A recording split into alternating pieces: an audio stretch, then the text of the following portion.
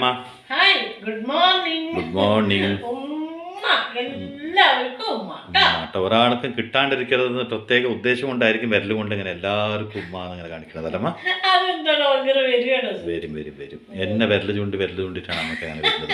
ശരിക്കും അമ്മ വിരൽ ചൂണ്ടിൻ്റെ ആൾക്കാർ അമ്മ വിരൽ ചൂണ്ടില്ല കേട്ടോ. അത് ഞാൻ പറഞ്ഞുതരാം കേട്ടോ. അതിപ്പോൾ നേരത്തെ തന്നെ പറഞ്ഞു കഴിഞ്ഞാൽ അമ്മ എന്താ ഉണ്ടാക്കാൻ പോകണമെന്നല്ല ഇൻഗ്രീഡിയൻസ് പറയാൻ അമ്മ മറക്കും. ഇന്നലെ അങ്ങനെ സംഭവിച്ചില്ലേ? ഇപ്പം അമ്മ എവിടെയാണ് നിൽക്കണത്? ഷൂട്ടിംഗ് എടുക്കുന്ന സ്ഥലത്തല്ലേ? ഞാൻ ക്യാമറ പിടിച്ചുകൊണ്ട് ഇരിക്കുകയല്ലേ? അമ്മ പാചകത്തിന് വേണ്ടി വന്നതല്ലേ? പിന്നെ അത് കാണിക്കും എൻ്റെ അമ്മേ. കണ്ടോ, മയങ്ങി ഇരിക്കുകയാണ്. ഇന്നൊരു വെണ്ടയ്ക്ക മെഴുക്ക് വരട്ടി, അതായത് നമ്മുടെ കേരള സ്റ്റൈലല്ല, ആ ഭാഗത്തേക്ക് ഉണ്ടാക്കുന്ന മെഴുക്ക് വരട്ടി. അവര് പല്യ എന്ന് പറയും. പല്യ എന്ന് പറഞ്ഞാൽ പല്യല്ല, പല്യ അതാണ്. അപ്പൊ അതിന് വേണ്ട സാധനങ്ങൾ ഇതാ: വെണ്ടയ്ക്ക്, ഉരുളൻകിഴങ്ങ്, പിന്നെ എന്താ അറിയോ, വെളുത്തുള്ളി, കറിവേപ്പില, പച്ചമുളക്. പിന്നെ ഇതെന്താ അറിയോ, നമ്മുടെ മുഴുവൻ മല്ലിയില്ലേ, അതൊരു കുറച്ചെടുക്കുക. അതായത് ഞാനിപ്പോൾ കുറച്ച് കൂടുതൽ ഇവിടെ പൊടിച്ചു വെച്ചത് കൊണ്ട് എനിക്ക് അളവ് ഞാൻ അങ്ങനെ പറയില്ല. അപ്പൊ ഇത്രയും ഉണ്ടാക്കാൻ എത്ര വേണം അറിയോ? ഒരു 1/2 സ്പൂണ് മുഴുവൻ മല്ലി, പിന്നെ 1 സ്പൂണ് നിലക്കടല, പിന്നെ ഒരു 3 ഉണക്കമുളക്. ഇത്രയും ഒന്ന് ഡ്രൈ റോസ്റ്റ് ചെയ്യുക. അതായത് എണ്ണ ഒന്നും ഒഴിക്കാതെ ഡ്രൈ റോസ്റ്റ് ചെയ്തിട്ട് പൊടിച്ചു വെക്കുക. അപ്പോൾ നമ്മളിങ്ങനെ ഉണ്ടാക്കുമ്പോൾ അതിലിങ്ങനെ പണ്ട് നമ്മുടെ ആൾക്കാർ, എൻ്റെ അമ്മയൊക്കെ ചെയ്തിരുന്നു പണ്ട്. അത് വേറെ രീതി, കായ പിന്നെ അങ്ങനെയുള്ള കൊള്ളി, കാവത്തൊക്കെ പൊടിത്തൂവല് എന്ന് പറഞ്ഞിട്ട് ഇടിച്ചക്ക അതൊക്കെ ചെയ്യുമ്പോൾ നമ്മളിട്ടായിരുന്നു എന്താ അറിയോ, കുരുമുളകോ അരിയോ അങ്ങനെ എന്തോ ആണ്, അതെനിക്ക് ഓർമ്മയില്ല ശരിക്ക്. അങ്ങനെ ഇതേപോലെ ഒരു പൊടി അമ്മ തൂവാറുണ്ട്. പക്ഷെ ഇതല്ല, അങ്ങനെ നമ്മുടെ മലയാളികളും അങ്ങനെ വെക്കും. പക്ഷെ ആ പൊടി വേറെയാണ്. ഇത് നിലക്കടല, പിന്നെ മുഴുവൻ മല്ലി, കുറച്ച് ഉണക്കമുളകും കൂടി ഡ്രൈ റോസ്റ്റ് ചെയ്ത് നമ്മൾ പൊടിച്ചു വെക്കുക. അത് നല്ലോണം നൈസായി പൊടിയരുത്, കുറച്ച് തരിതരപ്പായിട്ട് പൊടിച്ചു വെക്കുക. കണ്ടോ, തരിതരപ്പാണ്. അത് ഇതിൽ തൂവി കൊടുക്കുകയാണ് കേട്ടോ. അപ്പോൾ നമുക്ക് സ്റ്റൗ വെക്കുക. അതേപോലെ അമ്മ, മോനെ എന്തിനാടാ മോനെ എന്നെ എല്ലാ ദിവസവും കളിയാക്കണത്? എന്തെങ്കിലും അമ്മേനെ പറ്റി നല്ലതൊന്ന് വാഴ്ത്തി പറയടാ മോനെ, മുഖസ്തുതി പറയടാ മോനെ എന്ന് പറഞ്ഞു. എനിക്ക് പറ്റില്ല, ഞാൻ പറയില്ല. ഞാൻ എപ്പോ പറഞ്ഞു? അല്ല, അങ്ങനെ പറയുകയാണെങ്കിൽ ഞാൻ പറയില്ല. അങ്ങനെ എന്തെങ്കിലും എനിക്കും കൂടി തോന്നട്ടെ, അപ്പോഴല്ലേ എനിക്ക് പറയാൻ പറ്റുള്ളൂ. എനിക്ക് അങ്ങനെ വെറുതെ വാഴ്ത്തി പറയുന്നൊന്നും പറയുന്ന സ്വഭാവം എനിക്കില്ല. അതല്ലമ്മ, അമ്മ ഇപ്പൊ പറഞ്ഞിട്ടില്ല, ഇതുവരെ പറഞ്ഞിട്ടില്ല. ഇനി അഥവാ പറയുകയാണെങ്കിലും എനിക്ക് പറ്റത്തില്ല എന്നാണ് ഞാൻ നേരത്തെ കൂട്ടി പറഞ്ഞത്. മനസ്സിലായില്ലേ? അയ്യോ, എന്തൊരു കഷ്ടാണ് അമ്മ. ഞാൻ മാത്രല്ല അമ്മനെ ഇങ്ങനെ പാര വെക്കണത്, പല രീതിയിൽ അമ്മയ്ക്ക് പാര വന്നുകൊണ്ടുണ്ട്. അത് അമ്മ മനസ്സിലാക്കണില്ല. ഫോർ എക്സാമ്പിൾ, ഇപ്പൊ അച്ഛനില്ല, അച്ഛന്റെ റിംഗ് ടോൺ എന്തായിരുന്നു? പൂമുഖവാതിൽക്കൽ ചവിട്ടിപ്പൊളിച്ചു അച്ഛൻ. ഇപ്പൊ അച്ഛൻ വേറെ പാട്ടാ വെച്ചെടുക്കണത്.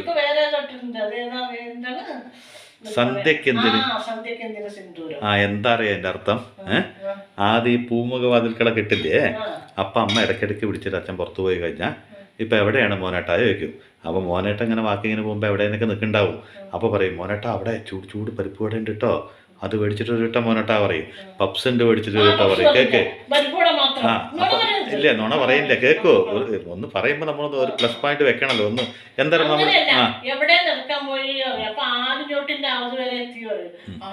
അവിടുത്തെ ആ കടയിലെ തട്ടുകടയിൽ ചൂട് പരിപ്പ് വട കൊണ്ടുവരും കേട്ടോ, അവിടെ തന്നെ കുറച്ച് ചമ്മന്തി മേടിച്ചോളൂ. അത് മാത്രമേ ഞാൻ പറയാറുള്ളൂ. എന്നിട്ട് ഈ കള്ളൻ അച്ഛൻ ഇവിടെ കേക്ക് എന്നോട് എന്താ പറഞ്ഞറിയോ? കേക്ക് ഇത് കേട്ട അമ്മ എന്നെ പറയും. ഇപ്പൊ തന്നെ ദേഷ്യം വന്നില്ല നമുക്ക്. എന്താണോ പറഞ്ഞതെന്ന്? എന്താ പറഞ്ഞറിയ അച്ഛൻ? പറഞ്ഞേരാട്ടോ, അമ്മ ഞെട്ടിപ്പോവും.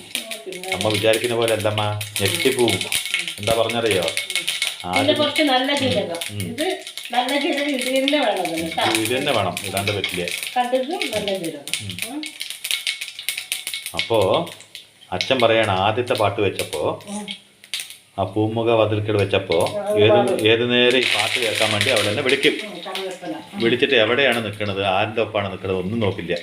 മോനേട്ട അതുകൊണ്ടൊരു ഉരുളങ്ങായി ഒന്ന് പറയും. ഇപ്പൊ ഈ സന്ധ്യയ്ക്ക് എന്തിന് സിന്ദൂരം, ചന്ദ്രികയ്ക്ക് എന്തിന് വൈദൂരം എന്നുള്ള പാട്ടില്ലേ, അത് വെച്ചപ്പോൾ എൻ്റെ ഭാര്യ ഒന്നും ആവശ്യപ്പെടാറില്ല, ഇതിനൊന്നും ആവശ്യം അവൾക്കില്ല എന്നുള്ള പാട്ടിടുമ്പോൾ അമ്മയ്ക്ക് തന്നെ തോന്നുത്രേ, വെറുതെ മനസ്സിനെ ബുദ്ധിമുട്ടിക്കണ്ട. അല്ലല്ല ഉദ്ദേശം ഇപ്പൊ വൈഡൂര്യം കാര്യങ്ങൾ അച്ഛൻ്റെ ഉദ്ദേശം എന്താ അറിയോ, ഇന്നിപ്പോ ഇങ്ങോട്ടൊക്കെ പറഞ്ഞു നാളെ ഒന്നൊന്നായിട്ട് അമ്മ കൂടി വരും, അപ്പൊ തുടക്കത്തിലേ അതൊന്ന് നിർത്താൻ വേണ്ടിയിട്ടാണ് അച്ഛനെ തോന്നിട്ടത്. അച്ഛൻ എന്നോട് പറഞ്ഞു, ഭയങ്കര ശല്യമായിരുന്നു നമ്മുടെ. ആ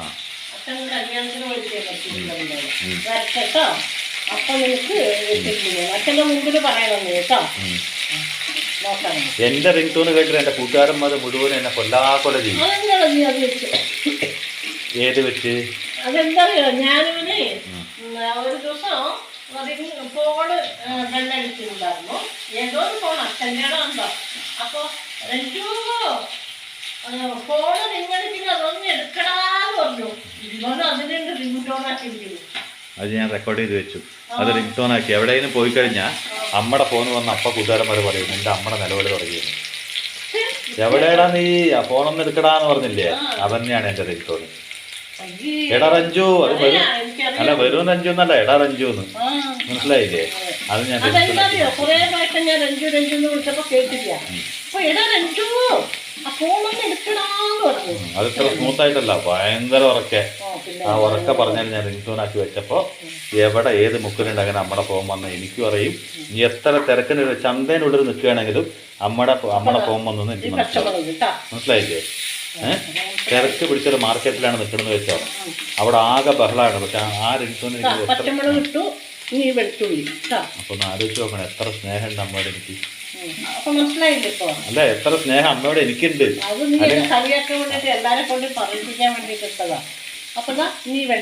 അമ്മ ഇതുപോലെ റിംഗ് ടോൺ ആരുടെയും ഫോണിൽ എവിടെയെങ്കിലും കേട്ടിട്ടുണ്ടമ്മ? ഞാൻ ചിലപ്പോൾ ഒരു ബസ്സിലായിരിക്കും, അല്ല ബസ്സിലായിരിക്കും, വണ്ടിയിലായിരിക്കും, ട്രെയിനിലായിരിക്കും, പലയിടത്തും നിൽക്കുകയായിരിക്കും, നല്ലൊരു ജംഗ്ഷനിൽ നിശബ്ദമായിട്ട് നിൽക്കുകയായിരിക്കും. അപ്പോട്ട് ഉറക്കറ് കൂക്കറ്, എടാ രഞ്ജു ഫോൺ എടുക്കടാന്ന് പറഞ്ഞിട്ട് ആൾക്കാർ ഞെട്ടിയിട്ട് എന്നെ ഒരു നോക്കം നോക്കും, ഇതെന്താ ഇങ്ങനെ ഒരു റിംഗ് ടോൺ അവർക്ക് അല്ല ഒരു സ്പെഷ്യാലിറ്റി ഇല്ലേ.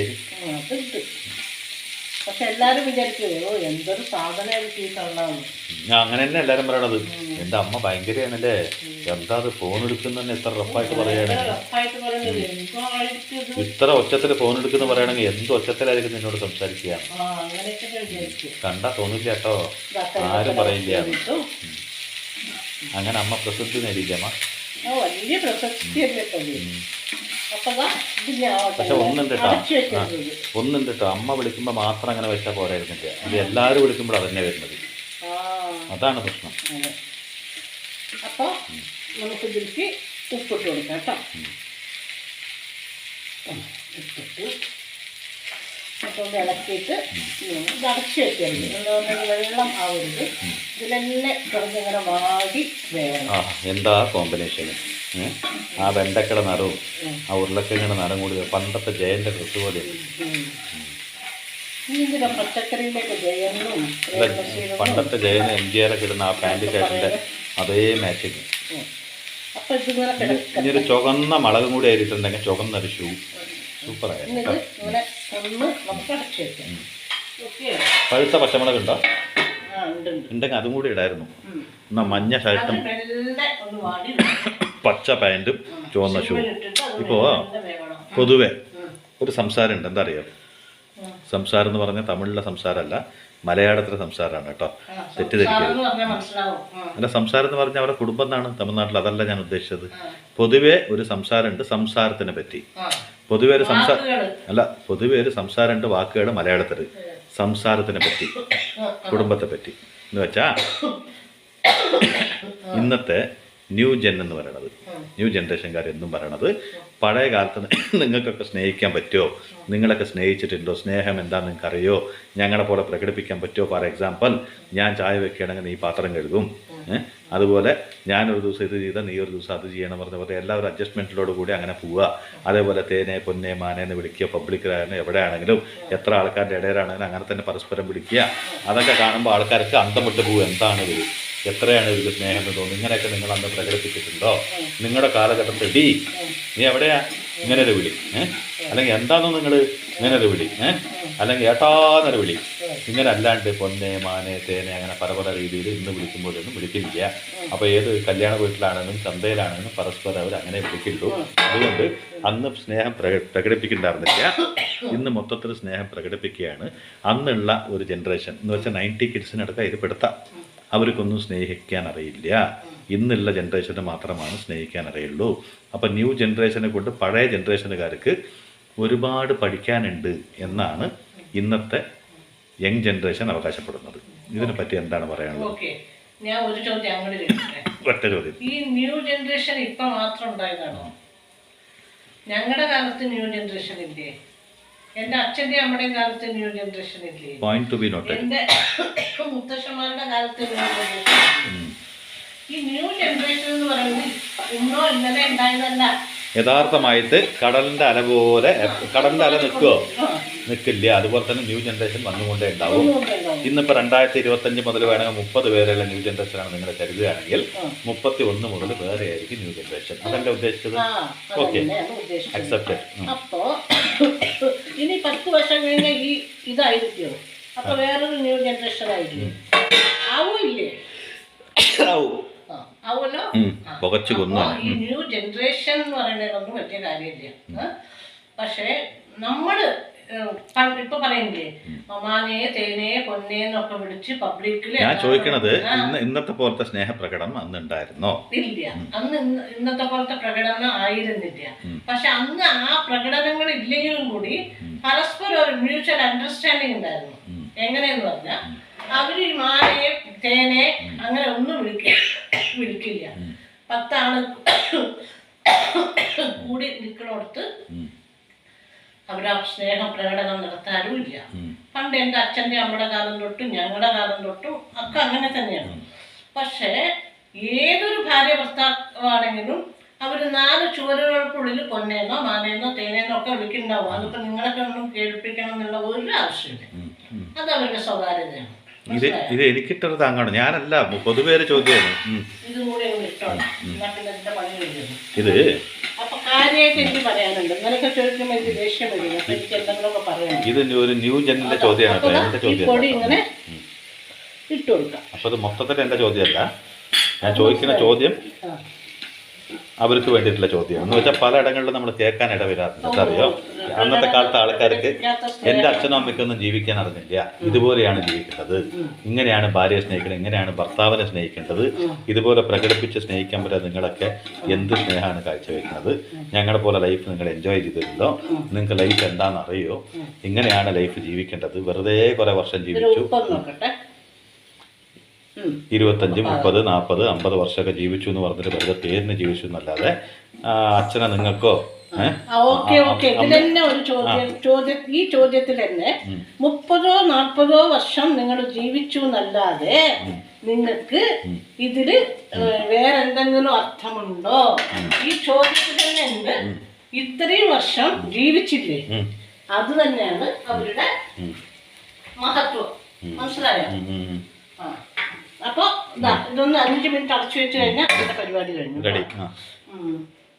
നീ ഇപ്പൊ ചോദിച്ചില്ലേ, നിങ്ങള് 20 വർഷമോ 30 വർഷമോ 40 വർഷമോ ജീവിച്ചു എന്നല്ലാതെ നിങ്ങൾക്ക് വേറെ എന്തെങ്കിലും ഉണ്ടോ, നിങ്ങൾക്ക് എന്തെങ്കിലും ഒരു ജീവിതത്തിൽ തൃപ്തി ഉണ്ടോ എന്ന് ചോദിച്ചില്ലേ?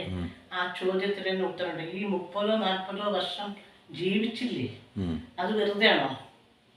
അതൊരു മ്യൂച്വൽ അണ്ടർസ്റ്റാൻഡിങ്ങും ഒരു തമ്മിലൊരു സ്നേഹം ഇല്ലെങ്കിൽ എങ്ങനെ ജീവിക്കാൻ പറ്റും? ഇന്നിപ്പോ ഒരുപാട് പ്രകടനങ്ങൾ നടത്തി സ്നേഹിക്കുന്നുണ്ടല്ലോ. എത്രത്തോളം ഡിവോഴ്സുകൾ നടക്കുന്നുണ്ട്? Guinness record. അന്നുണ്ടായിരുന്നോ? അത് എത്ര കാലത്തിനുള്ളിൽ നടക്കുന്നുണ്ട്? ഒരു 1000 പേരിൽ 1 or 2 പേര് ചിലപ്പോ എന്തെങ്കിലും അത്രത്തോളം കുറ്റങ്ങളെ സഹിക്കാൻ പറ്റാതെ ചിലപ്പോ വേർപിരിഞ്ഞവരുണ്ടാവും. ഇന്നതാണോ? അപ്പൊ ഈ പ്രകടനം ഒരുപാട് മാനേ തേനേ പൊന്നേ ഡാർലിംഗ് സ്വീറ്റ് ഹാർട്ട് എന്നൊക്കെ പറഞ്ഞിട്ട് നിങ്ങൾ സ്നേഹിക്കുമല്ലോ, ആ സ്നേഹത്തിൽ ഒന്നുമല്ല അർത്ഥമുള്ളത്. നാക്കും തുമ്പത്തല്ല ഹൃദയത്തിനാണ് സ്നേഹം വരുന്നത്. അതാണോ ഉദ്ദേശിച്ചത്? അതെ. അന്ന് എങ്ങനെയെന്ന് പറഞ്ഞാൽ അപ്പൊ നോക്ക്, ഇപ്പൊ ഒന്ന് നമ്മളത് അതൊന്നും വിളിക്കില്ല. നിന്റെ അച്ചാച്ചന്മാരെന്നെ എടുത്തോ, സുശീലയെന്ന് വിളിക്കും. ഭയങ്കര സ്നേഹത്തോടെ എന്നല്ല, ഭയങ്കര ഗാംഭീര്യത്തിൽ സുശീലയെ എന്ന് വിളിക്കുമ്പോഴേക്കും അവരെടുത്തു വന്നു. ആ എന്താ ചോദിച്ചു, അതിന് മറുപടി വന്നു. അവർ തമ്മിലൊരു മ്യൂച്വൽ അണ്ടർസ്റ്റാൻഡിങ് ഉണ്ട്. അവർ വിളിക്കില്ല വിളി. അതുപോലെ ചില വീടുകളിൽ പക്ഷെ നമുക്ക് തോന്നും, അയ്യോ ഇതെന്താ അച്ചാച്ചൻ ഇത്രയും അച്ഛമ്മ ഓടിപ്പോണത്, എങ്ങനെയാണ് ഈ അമ്മ സഹിക്കാന്ന് എനിക്ക് പോലും തോന്നി. പക്ഷെ നമ്മുടെ ജീവിതം തുടരുമ്പോഴാണ് പിന്നെ നമുക്ക് മനസ്സിലാവുക. അപ്പോൾ അതുപോലെ ഒരു ചില വീടുകളിൽ കണ്ടിട്ടുണ്ട്. അപ്പൊ അമ്മമാര് അയ്യോ പിറുപിറുപിറുപിറുന്ന് പറഞ്ഞുകൊണ്ടിരിക്കും. കാരണം നിങ്ങൾ എന്താ അത് ചെയ്തത്, അത് ശരിയായില്ല, ഞാൻ അത് പറഞ്ഞു, നിങ്ങൾ അത് ചെയ്തില്ല, ഇതെന്താ ഇങ്ങനത്തെ സാധനം കൊണ്ടുവന്ന് ഇങ്ങനെ എന്നെ എന്ത് ചെയ്താലും ഒരു കുറ്റം കണ്ടുപിടിക്കും. അപ്പോഴൊക്കെ ഈ ഭർത്താവ് ചിരിക്കും. അപ്പോൾ മക്കളെന്നെ ചോദിക്കാറുണ്ട്, എന്താ അച്ഛാ അമ്മ എത്രത്തോളം പറയുമ്പോൾ അച്ഛൻ ഒന്നും പറയുന്നില്ലല്ലോ, എങ്ങനെയാ അമ്മേനെ സഹിക്കുന്നത്, എവിടെ നിന്ന് കിട്ടിയ അച്ഛാ അച്ഛനെയാ അങ്ങനെ ചോദിക്കുമ്പോൾ അവര് ചിരിച്ചിട്ട് അച്ഛൻ പറയുന്നത് കേൾക്കാം. ആ അവള് പറഞ്ഞോട്ടെ ചിരിച്ചിട്ട് അങ്ങോട്ട് പോകും. കാരണം എന്താന്ന് പറഞ്ഞാൽ അവര് പറയണത് എന്തിനാണ് എന്ന് അവർക്ക് മനസ്സിലാക്കാൻ കഴിയുന്നുണ്ട്. ഈ കേട്ട് നിൽക്കുന്ന മക്കൾക്കോ മറ്റുള്ളവർക്കോ അല്ല അത് മനസ്സിലാവുക. ആ പറച്ചലൊരു ശീലമായി മാറിയുണ്ടാവും. ആ പറച്ചലില്ലെങ്കിൽ അവർക്കൊരു രസം ഉണ്ടാവില്ല. ആ പറച്ചല് കേൾക്കാതിരിക്കുമ്പോഴാണ് അവർക്കൊരു രസക്കേട്. അപ്പൊ അത് എന്തുകൊണ്ടാണ് വരുന്നത്? അവര് തമ്മിലുള്ള ആ സ്നേഹം അവര് അത്രമാത്രം ആഴത്തിൽ അവർ മനസ്സിലാക്കി എന്നുള്ളതാണ് അല്ലേ. അപ്പോ അങ്ങനെയാണ്. അതേപോലെ ഭർത്താവ് വന്നിട്ട് ദേഷ്യപ്പെട്ടിട്ട് ഞാൻ അത് പറഞ്ഞില്ല, നീ എന്തിനാ അങ്ങനെ ചെയ്തെന്നൊക്കെ പറഞ്ഞ് ദേഷ്യപ്പെടും. അപ്പൊ അമ്മ മിണ്ടാണ്ട് അനുസരണ എല്ലാവരും ചെറിയ മുഖമൊക്കെ വാടി നിൽക്കും. അപ്പോഴും തോന്നും എന്താ അല്ലേ, എന്ത് ജീവിതം അവരുടെ. കണ്ടോ, ഒരു അരമണിക്കൂർ കഴിയുമ്പോൾ അവർ തമ്മിൽ ഭയങ്കര സംസാരമൊക്കെ, ഇങ്ങനെ ഒരു കാര്യം നടന്നിട്ടുണ്ട് എന്നുള്ള തോന്നൽ പോലും ഉണ്ടാവില്ല. അങ്ങനെയായിരുന്നു ആ കാലം. എന്താ പറഞ്ഞാൽ അയ്യോ ഇവര് തമ്മിലാണോ ഇപ്പം ഇങ്ങനെ തല്ലുകൂടിയതെന്ന് തോന്നും. കാരണം ഒരാള് എന്തെങ്കിലും പറയുമ്പോൾ മറ്റൊരാൾ മിണ്ടാണ്ടിരിക്കും. ഒരാൾ പറയുമ്പോൾ ഇല്ലെങ്കിൽ രണ്ടുപേരും കൂടി കലപിലാ കൂട്ടിയാലും കൂടി ഒരു അരമണിക്കൂർ, അത് കഴിയുമ്പോൾ അരമണിക്കൂറും ചിലപ്പോൾ ഉണ്ടാവില്ല. അപ്പോൾ അച്ഛനെവിടെ, അച്ഛൻ അതിന് വിളിക്ക്, നിന്റെ അമ്മ എന്താ ചെയ്യണത്, അങ്ങനെയുള്ളൊരു സ്നേഹബന്ധമായിരുന്നു അത്. ആ സ്നേഹബന്ധത്തിനാണ് കൂടുതൽ ഇത് എന്താ പറയുക നമ്മുടെ മനസ്സിൽ ഉറച്ചു പോയത്. പിന്നെ കണ്ടിട്ടുണ്ടോ ചില വീടുകളിൽ എന്നും ചിലപ്പോൾ കുടിച്ചിട്ടൊക്കെ വരും കേട്ടോ. വൈകുന്നേരം ആകുമ്പോൾ ഒന്ന് ജോലിയൊക്കെ കഴിഞ്ഞ് വരുമ്പോൾ കുടിച്ചിട്ട് വരും ചില വീടുകളിൽ. അപ്പോൾ എൻ്റെ കുറച്ച് കൂട്ടുകാരികളുടെ വീട്ടിലൊക്കെ ഞാൻ ചിലരൊക്കെ കണ്ടിട്ടുണ്ട്.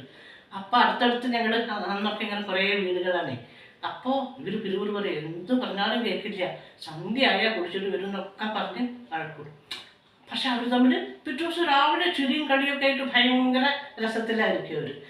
അതേപോലെ ഒരിക്കലും എൻ്റെ ഒരു കൂട്ടുകാരുടെ അച്ഛൻ മരിച്ചു. അപ്പോൾ എന്നും ഇവരുടെ വീട്ടിൽ വഴക്കില്ലാത്തൊരു ദിവസമല്ലേ, എന്തോ വഴക്ക് ഇതന്നെ. പിറ്റേ ദിവസം അവർ ശരിയാവും. കമല എന്നാണ് അവളുടെ പേര് കേട്ടോ, പേര് പറഞ്ഞാലും കുഴപ്പമൊന്നുമില്ല.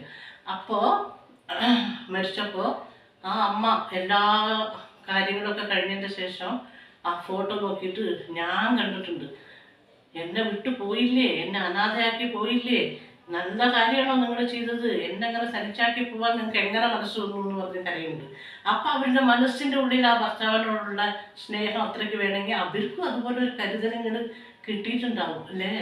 അപ്പം എന്താ പറഞ്ഞാൽ ഈ പ്രകടമാക്കുന്ന സ്നേഹം മാത്രമാണ് സ്നേഹം എന്ന് ഒരിക്കലും ധരിക്കരുത്. മനസ്സിൻ്റെ ഉള്ളിൽ പരസ്പരം മനസ്സിലാക്കാൻ കഴിയണം. എന്താന്ന് പറഞ്ഞാൽ ഭർത്താവിന് എന്നോട് കരുതലുണ്ട്, സ്നേഹമുണ്ടെന്ന് ഭാര്യയ്ക്കും, ഭാര്യയ്ക്ക് അതുണ്ടെന്ന് ഭർത്താവും മനസ്സിലാക്കണം. അത് അവർ തൊട്ടറിയണം. അല്ലാണ്ട് 10 ആൾ കൂടി കൊടുത്ത് കുറച്ച് സ്നേഹ പ്രകടനങ്ങൾ നടത്തിയത് കൊണ്ട് മാത്രം സ്നേഹമുണ്ടെന്ന് ഒരിക്കലും ഞാൻ വിശ്വസിക്കില്ല. എൻ്റെ കാര്യമാണ് ഞാൻ പറയുന്നത്. എന്താ പറഞ്ഞാൽ അങ്ങനെ വിശ്വസിക്കാൻ എനിക്ക് പറ്റില്ല. കാരണം അങ്ങനെയുള്ളതല്ല സ്നേഹം. സ്നേഹം മനസ്സിൻ്റെ ഉള്ളിൽ ഒരു ഭാര്യയെ ഭർത്താവ് കരുതലോടെ നോക്കുന്നതും അവളെ സംരക്ഷിക്കുന്നതും അതിലൊക്കെയാണ് നമ്മൾ സ്നേഹം എന്താണെന്ന് മനസ്സിലാക്കുക. പിന്നെ അച്ഛനും അമ്മയും എന്താണെന്നുള്ളത് മക്കൾക്ക് പോലും അറിയില്ല.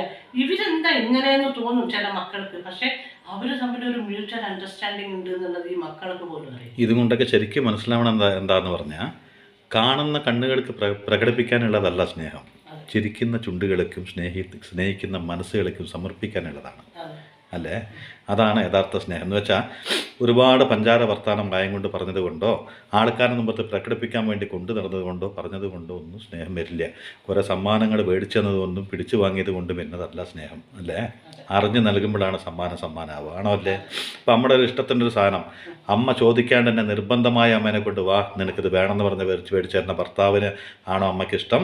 അത് അമ്മ വാശി പിടിച്ചിട്ട് എനിക്കിത് വേണമെന്ന് പറഞ്ഞ് പോയിട്ട് ആ പൈസ ആ വാശിക്ക് വേണ്ടിയിട്ട് അച്ഛൻ മേടിച്ചു തരണാണോ അമ്മയ്ക്ക് ഇഷ്ടം? ഒരിക്കലല്ല. ഞാൻ ആവശ്യപ്പെട്ട് വാശി പിടിച്ച് മേടിച്ചിട്ട് തരുന്ന ഒരു ഭർത്താവിനല്ല എനിക്കിഷ്ടം.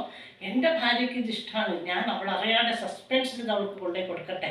അത് 1 രൂപയുടെ മുതലായാലും വേണ്ടില്ല, 10 പൈസ കൊണ്ടുള്ള സാധനമാണെങ്കിലും പിന്നെ എന്താണ് ഇഷ്ടം എന്ന് മനസ്സിലാക്കി കൊണ്ടുവന്ന് തരിക, അതിലൊക്കെയാണ് കാര്യങ്ങളുള്ളത്. അതാണ് എനിക്കിഷ്ടം. കാരണം ഇത്രയും വർഷം ജീവിച്ച നിങ്ങൾക്കറിയാം അച്ഛൻ്റെ ഇഷ്ടങ്ങൾ എന്താണെന്ന് അമ്മയ്ക്കറിയാം, അമ്മയുടെ ഇഷ്ടങ്ങൾ എന്താണെന്ന് അച്ഛനറിയാം. അമ്മയ്ക്ക് ഇന്ന നിറം മേടിച്ച് ഇഷ്ടാവും, ഇന്ന സാധനം മേടിച്ച് ഇഷ്ടാവുന്നത് അമ്മ പോലും അറിയാതെ വാ പുറത്തുനിന്ന് പോയിട്ട് വരാമെന്ന് പറഞ്ഞിട്ട് അമ്മേനെയും കൊണ്ടുപോയി സസ്പെൻസ് ആയിട്ട് ഇന്ന് നിനക്കിത് മേടിക്കാൻ വേണ്ടി കൊണ്ടുവന്നതാണെന്ന് പറയുമ്പോഴുള്ള സന്തോഷം, എനിക്കിന്നത് വേണമെന്ന് പറഞ്ഞ് വാശിയും പിടിച്ച് ആ തുണിക്കടയിലേക്ക് അച്ഛൻ വന്ന് മനസ്സില്ല മനസ്സോട് കൊടുക്കുമ്പോൾ ഉണ്ടാവുമോ? അപ്പോൾ അങ്ങനെ നൽകാനുള്ളൊരു മനസ്സ്, അതാണ്. അച്ഛൻ ബിസിനസ് ആയത് കാരണം ടൂറൊക്കെ പോയില്ലേ, അപ്പോൾ എല്ലാവർക്കും സാധനങ്ങളെല്ലാം കൊണ്ടുവരും. എന്നിട്ട് അമ്മയ്ക്കൊരു സാധനം പ്രത്യേകം കൊടുക്കും. അപ്പം തുറന്നു വെക്കുമ്പോൾ നമ്മുടെ മുഖത്ത് ഭയങ്കര സന്തോഷം. എന്താ പറഞ്ഞാൽ അമ്മയ്ക്ക് മനസ്സിൽ ആഗ്രഹിച്ചതായിരിക്കും അച്ഛനെ കൊണ്ടുവന്നിട്ടുണ്ടാവുക. അതല്ലേ സ്നേഹം.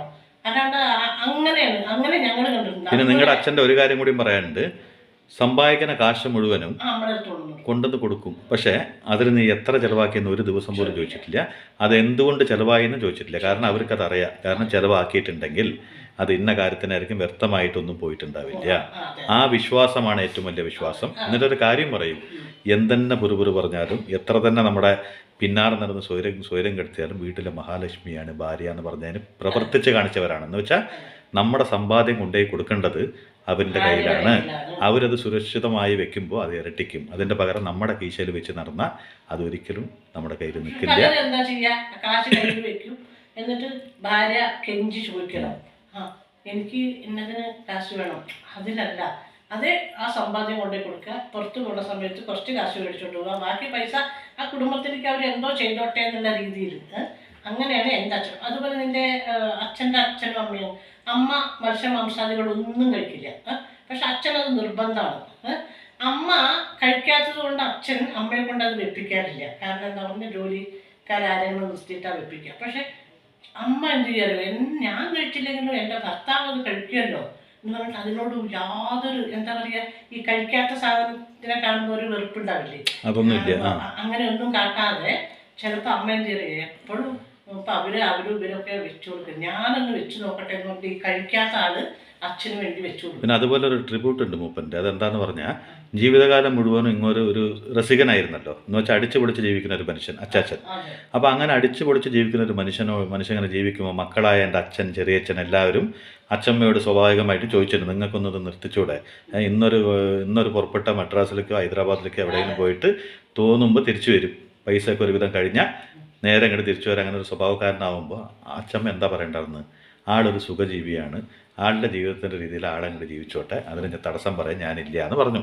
അപ്പോൾ എല്ലാവരും വിചാരിച്ചു, മക്കൾ തന്നെ, ഓ ഇങ്ങനൊരു അച്ഛനെയാണല്ലോ ഞങ്ങൾക്ക് കിട്ടിയതെന്ന് എൻ്റെ അച്ഛൻ്റെ വീട്ടുകാരൊക്കെ വിചാരിച്ചിട്ടുണ്ടാവും. പക്ഷേ അവരൊക്കെ ഞെട്ടുന്ന പോലെ ഒരു സംഭവം ഉണ്ടായോ, ഈ പാർക്കിൻസൺ ഡിസീസ് പറഞ്ഞ ഡിസീസ് വന്ന് അത് അച്ഛമ്മ കിടപ്പിലായതിനു ശേഷം എത്ര വർഷം തൻ്റെ എല്ലാം നിർത്തി. എന്ന് വെച്ചാൽ നോക്കാൻ പണിക്കാരും കാര്യങ്ങളൊക്കെ ഉണ്ടെങ്കിലും വീട്ടിൽ നിന്ന് പുറത്തിറങ്ങാതെ എൻ്റെ ഭാര്യയെ ഞാൻ തന്നെ ചെയ്യണം എന്ന് വെച്ചാൽ ഞാൻ തന്നെ. പക്ഷെ ഈ പണിക്കാർ നോക്കുമ്പോൾ ഛേ എന്നൊരു വാക്ക് വരും, ആ വാക്ക് എൻ്റെ സുശീല കേൾക്കാൻ പാടില്ല എന്ന് പറഞ്ഞിട്ട് മരണം വരെ നോക്കി സ്വയം എന്താ പറയുക, ഒരു വയസ്സിനെ ഏറ്റെടുത്തു എന്നൊക്കെ പറയില്ലേ. ആൾക്ക് എത്ര പ്രായം ഉണ്ടെങ്കിലും ആ പ്രായം ആൾക്ക് തോന്നുന്നുണ്ടായിരുന്നില്ല, നല്ല ആരോഗ്യവാനായിരുന്നു. മൂപ്പർ ക്ഷീണിച്ചു, ആ പ്രായ ആളുടെ മുഖത്ത് കാണാൻ തുടങ്ങി. പക്ഷെ ആ ഭാര്യയ്ക്ക് വേണ്ടി ഭാര്യയുടെ അവസാന നിമിഷം വരെയും ജീവിച്ചൊരു മഹത്തായ വ്യക്തിത്വത്തിൻ്റെ ഉടമയാണ് എൻ്റെ അച്ചാച്ചൻ, അഭിമാനപൂർവ്വം പറയാം അല്ലേ. പിന്നെ അതിനൊന്നും പകരം വെക്കാൻ ഒന്നുമില്ല. സ്നേഹം പ്രകടിപ്പിക്കാൻ പാടില്ല എന്നല്ല, പ്രകടിപ്പിക്കാം, പക്ഷെ അത് മനസ്സിലും കൂടി ഉണ്ടാവണം. പ്രതിബിംബം, അതിന്റെ പ്രതിബിംബം മനസ്സിന്റെ ഉള്ളിൽ നിറഞ്ഞ സ്നേഹം ഉണ്ടെങ്കിൽ അത് നമുക്ക് പ്രകടിപ്പിക്കാം. അല്ലാതെ നമ്മുടെ ഈ കാട്ടിക്കൂട്ടി കാണിക്കുന്ന പ്രകടിപ്പിക്കലില്ലേ, അതൊരിക്കലും സത്യസന്ധമായ സ്നേഹമായിരിക്കില്ല. ആരാണെങ്കിലും അത് കാണിക്കും. കണ്ണിൽ കാണുന്ന കാഴ്ചയ്ക്ക് വേണ്ടിയിട്ടല്ല, ചുണ്ടിൽ വിരിയുന്ന സന്തോഷത്തിന് വേണ്ടിയും മനസ്സിൽ എന്നും അത് നിലനിൽക്കാൻ വേണ്ടിയിട്ടുള്ള സ്നേഹം മാത്രമാണ് ഭൂമിയിൽ നിന്നും നിലനിൽക്കുള്ളൂ. അങ്ങനത്തെ സ്നേഹങ്ങൾക്ക് മാത്രമാണ് തേനും മാനേന്ന് വിളിച്ചാലും അതിനൊരു അർത്ഥമുള്ളൂ. അല്ലാണ്ട് ഈ വായേൻ്റെ തുമ്പത്ത് മാത്രം ഇത് വെച്ച് നാട്ടുകാരെ ബോധിപ്പിക്കാൻ വേണ്ടി മാത്രം വിളിക്കുന്ന ഈ വിളിക്ക് ഒരു അർത്ഥവും ഇല്ല. അതാണ് യഥാർത്ഥത്തിൽ ന്യൂ ജനുകൾ ചെയ്തുകൊണ്ടിരിക്കുന്നത്. കാരണം എന്താ പറഞ്ഞാൽ മിക്കവാറും എന്തുകൊണ്ട് അങ്ങനെ പറയണമെന്ന് പറഞ്ഞാൽ കുടുംബ കോടതികൾ ഏറ്റവും പെരുകിയിട്ട് ഇനിയും പോരാ, ഇനിയും വേണമെന്ന് പറയണം. കാരണം അത്രത്തോളം കേസ് ഫയലുകൾ വന്ന് വീണുകൊണ്ടിരിക്കാൻ കാരണം എന്താ പറഞ്ഞാൽ മ്യൂച്വൽ അണ്ടർസ്റ്റാൻഡിങ് പറഞ്ഞാൽ അവിടെ ഇല്ല. ഈ സോഫ്റ്റ് ആയിട്ടുള്ള സംസാരവും ഈ അങ്ങോട്ടും ഇങ്ങോട്ടും പറയുന്ന സംസാരത്തിലുള്ള സ്നേഹം മാത്രമേ ഉള്ളൂ, മനസ്സിൻ്റെ ഉള്ളിൽ നിന്ന് വരുന്നില്ല എന്നുള്ളതാണ്. പിന്നെ വേറൊരു കാര്യമുണ്ട്, ഇപ്പൊ എല്ലാവരും ഭാര്യമാരെന്തായാലും ചെയ്യുമ്പോൾ ഭർത്താവ് പോയി സഹായിക്കും. അത് ഭാര്യമാര് നിർബന്ധം പറഞ്ഞിട്ടാണ്. പക്ഷെ പണ്ടും ഉണ്ടായിരുന്നു അത്. എന്താ പറഞ്ഞാൽ ഭാര്യമാർക്ക് എന്തെങ്കിലും കുട്ടികളൊക്കെ, അന്ന് കുറെ കുട്ടികളൊക്കെ ഉള്ള സമയം കുട്ടി അത് കരഞ്ഞാ, അതെ കുട്ടി കരഞ്ഞു, നീ അവിടെ പോയിട്ട് അത് ചെയ്യേ, ഞാനിത് നോക്കാന്ന് പറയില്ല. ആള് തന്നെ വന്നിട്ട് അത് ചെയ്യാൻ നോക്കുമ്പോ ആ കുട്ടിക്ക് പാലൊക്കെ കൊടുത്തു ഉറക്കി കിടത്തിട്ട് വന്നിട്ട് ഭാര്യ എന്ത് പറയുമല്ലോ, അയ്യോ നിങ്ങൾ എന്ത് പണിയായി കാണിക്കണ, നിങ്ങളുടെ കാര്യം ആരെങ്കിലും കണ്ട എനിക്കല്ല മോശം എന്നായിരുന്നു അന്ന് ഭാര്യ പറഞ്ഞു. പക്ഷെ ഇന്ന് ഞാനിത് ചെയ്യുമ്പോൾ നീ അത് ചെയ്യണമെന്ന് നേരത്തെ കൂട്ടി ഒരു തീരുമാനിച്ച് പറഞ്ഞൊരു അഗ്രിമെന്റ് പോലെ പറഞ്ഞു വെച്ചിട്ടുണ്ടാവും. പക്ഷെ പണ്ട് അതിൻ്റെ ആവശ്യമില്ല. അവിടേക്ക് പണി ഇത്തിരി കൂടുതലാണ്, ഞാനൊന്ന് പോയിട്ട് സഹായിക്കട്ടെ എന്ന് പറയും. അപ്പോൾ ഈ ന്യൂ ജനറേഷൻ ഞാനടക്കമുള്ളൊരു ശ്രദ്ധിക്കാനുള്ളൊരു കാര്യമാണ്, സ്നേഹം ഇന്നത്തെക്കാട്ടിലും കൂടുതൽ അന്നായിരുന്നു 100% ഉറപ്പാണ്. ഇന്ന് ഞാനിത് ചെയ്താൽ നീ അത് ചെയ്യണമെന്ന് പറഞ്ഞാൽ മാത്രമേ ചെയ്യുള്ളൂ. അന്ന് അത് പറയേണ്ട ആവശ്യമൊന്നുമില്ല.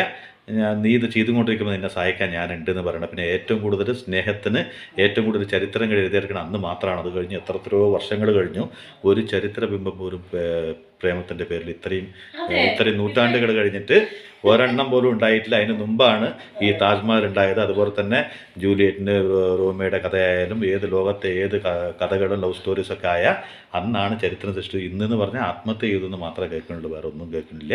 അപ്പോൾ അന്നത്തെ സ്നേഹിച്ചവരെ ഒരിക്കലും കുറ്റം പറയാൻ പറ്റില്ല. തലമുറക്ക് മുമ്പ് ചരിത്രം സൃഷ്ടിച്ചിരുന്ന ഒരാളും മറക്കാൻ പാടില്ല.